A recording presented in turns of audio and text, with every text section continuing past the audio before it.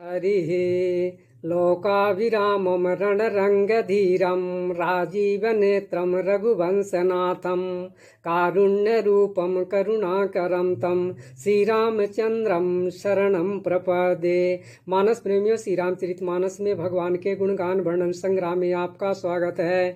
पूर्व भाग में बालकांड दोहा क्रमांक 185 से लेकर के 190 तक में आए भगवान के गुणगान का वर्णन सुना। अब आज दोहा क्रमांक 191 से लेकर के 192 तक में आए भगवान के गुणगान का वर्णन सुनेंगे। गोसाई जी कहते हैं कि भगवान के अवतार का समय जानकर नाग मुनि और देवता भगवान की स्तुति करने लगे और बहुत प्रकार से अपनी सेवा करने लगे। स्तुति करहि नाग मुनि देवा, बहुविधि लावहि निज निज सेवा। आगे गोसाई जी कहते हैं कि दीन दयालु भगवान कृपालु कौशल्या जी के हितकारी भगवान प्रकट हुए। माता मुनियों के मन का हरने वाला अद्भुत रूप को विचार करके हर्षित हो गई। भगवान के नेत्रों को आनंद देने वाला सुंदर श्यामला शरीर जिसमें चारों भुजाओं में उनके निजी आयुध हैं। वे आभूषण पहने तथा बनमाला पहने हुए हैं। नेत्र भगवान के विशाल हैं। खर के शत्रु भगवान शोभा के समुद्र हैं। भय प्रगट कृपाला दीन दयाला, कौशल्या हितकारी हर्षित महतारी मुनि मनहारी अद्भुत रूप विचारी। लोचन अभिरामा तनु घन श्यामा, निज आयुध भुजचारी। भूषण बनमाला नयन विशाला, शोभा सिंधु खरारी। माता दोनों हाथ जोड़ करके बोली कि हे अनंत, हे भगवान, मैं आपकी स्तुति कैसे करूं क्योंकि वेद और पुराण आपको माया गुण और ज्ञान तथा मान से अतीत बताते हैं। आप करुणा और सुख के सागर, सब गुणों के घर हैं जिन्हें वेद और संत गाते हैं। वही भगवान भक्तों के अनुरागी मेरे हित के लिए लक्ष्मीपति भगवान प्रकट हुए हैं। कहा दुई कर जोरी स्तुति तोरी, कहीं विधि करऊं अनंता। माया गुण ज्ञानातीत यमाना, वेद पुराण भनंता।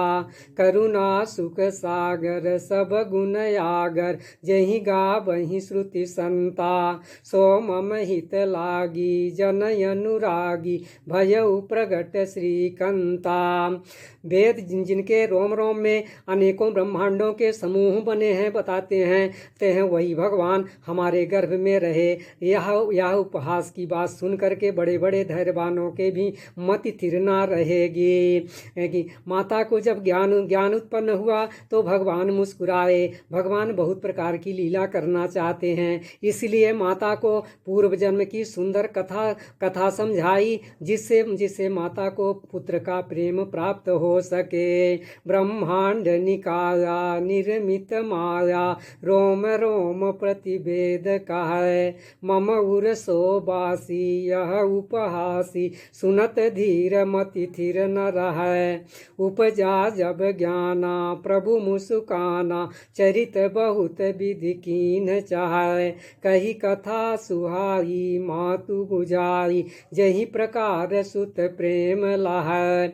माता की जब मति बदल गई तो फिर बोली, हे तात, यह चतुर्भुज रूप त्याग कीजिए और अत्यंत प्रिय बाल लीला कीजिए। यह सुख परम अनुपम होगा। माता के वचन सुन करके भगवान राजा के बालक का रूप मन करके रोना ठान दिया। गोसाई जी कहते हैं, यह चरित जो गावेंगे वे भगवान के धाम को पावेंगे और भवकूप में नहीं पड़ेंगे।